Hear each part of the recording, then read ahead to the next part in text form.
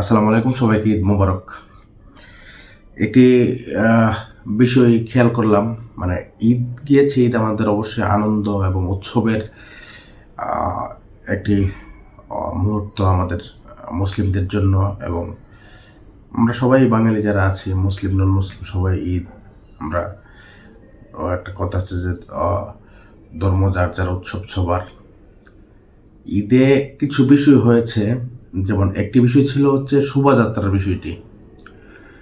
তো এই জায়গাটিতে আমার ব্যক্তিগত পয়েন্টটা আমি বলি যে মঙ্গল শোভাযাত্রা হোক আর যেই শোভাযাত্রা হোক, নাগরিক, স্বাধীন নাগরিকের রাষ্ট্রীয় যে কোনো মানে তার ব্যক্তিগত মত প্রকাশের এবং সংস্কৃতি পালনের, ধর্ম পালনের স্বাধীনতা থাকা উচিত। এটা আমার ব্যক্তিগত স্ট্যান্ড।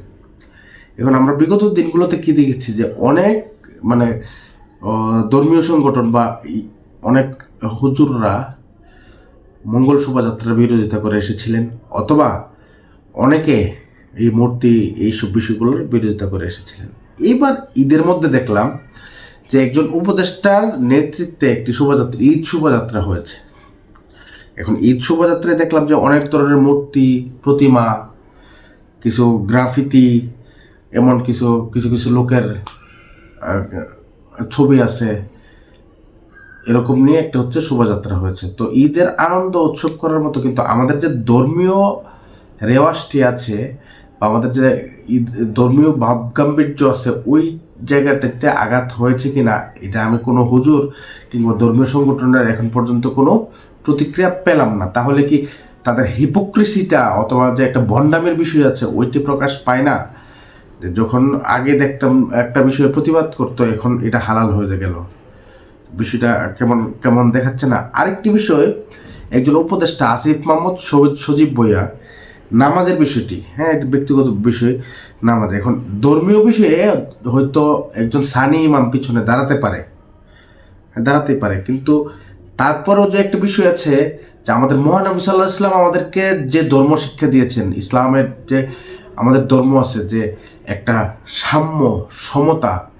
আমরা যখন কাতারে দাঁড়াই নামাজে গিয়ে, তখন কিন্তু ধনী, গরিব, রিক্সা চালক, শিক্ষক, যেই হোক, মন্ত্রী, এমপি, প্রধানমন্ত্রী, যেই হোক, একই কাতারে দাঁড়াবে।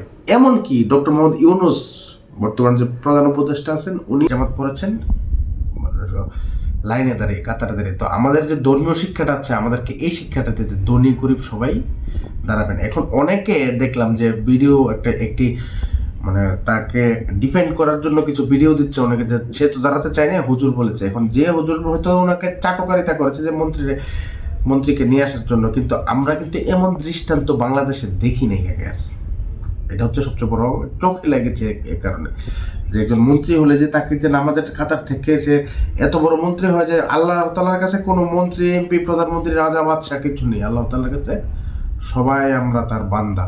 আল্লাহ তাআলার কাছে আমরা সেজদায় মাথা লুটিয়ে পড়ি। তাহলে এই জায়গাটা থেকে এখানে মন্ত্রী, এমপি, মন্ত্রী পদমর্যাদা, উপদেষ্টা, এইসব বিষয় থাকা উচিত না। হুজুরের জায়গাটা থেকে এটি করতে পারেন না। হুজুর করেছেন হয়তো ওনাকে খুশি করার জন্য করেছেন, তো ওনাকে যখন সামনে নিয়ে আসছে, এটা কিন্তু একটি ব্যাড দৃষ্টান্ত হলো, খারাপ দৃষ্টান্ত হলো।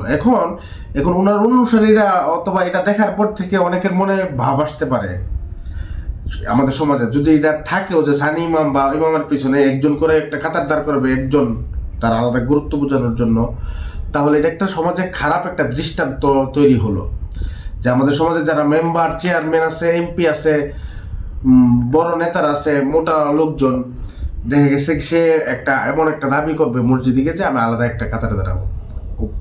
একজন উপদেষ্টা দাঁড়িয়েছিলেন, তো একটা দৃষ্টিকটু বিষয়টা। হয়তো ধর্মের বিধিনিষেধ নেই, কিন্তু আমাদের সমাজে তো এটা প্রথা নাই, রেওয়াজ নাই। আর ধর্মের যে বিষয়টা হচ্ছে, নামাজের যে বিষয়টা হচ্ছে, সবচেয়ে আল্লাহ তাআলার কাছে আমরা প্রেয়ার করি, সমর্পণ করি নিজেকে। আমরা একটা লাইনে দাঁড়াবো, একই লাইনে দাঁড়াবো, সেই লাইনে ধনী দরিদ্র কারোর কোনো ইয়ে হবে না। আমরা যখন নামাজে লাইনে দাঁড়াই, তখন একজন আরেকজনকে কি চেপে দাঁড়াতে বলে যে ভাই ভেদাভেদ নেই, সবাই সবার সাথে মিলে, কাঁধে কাঁধ মিলিয়ে আল্লাহ তাআলাকে ডাকি, কারণ আমরা সবাই আল্লাহ তাআলার বান্দা। তো ওই জায়গাটাতে একটা ধাক্কা খেয়েছে।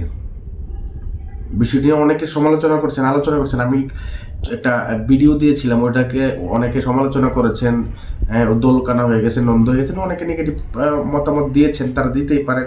কিন্তু আমার যে অবস্থানটা ছিল, আমি অবস্থানটা ব্যাখ্যা করলাম যে বিষয়টি আমাদের সমাজে প্রচলিত না। আর একজন মন্ত্রী হোক, যাই হোক, আল্লাহ তাআলার উপরে তো কেউ না। সে নামাজ পড়বে, মহানবী সাল্লাল্লাহু আলাইহি ওয়াসাল্লাম আমাদেরকে যে শিক্ষা দিয়ে গেছেন, ধর্মীয় শিক্ষা, ওই শিক্ষা তো আমরা যে কাতারে নামাজ পড়বো। আমি মন্ত্রী হলে এক লাইন আগে দাঁড়িয়ে আমার অবস্থান জানান দিতে হবে, সেটা তেমন না। আর মন্ত্রী তো জনগণ, রাষ্ট্রের মালিক তো জনগণ। মন্ত্রী পদমর্যাদা একজন তো নাগরিকের অংশ, সে তো আমার উপরের কেউ না।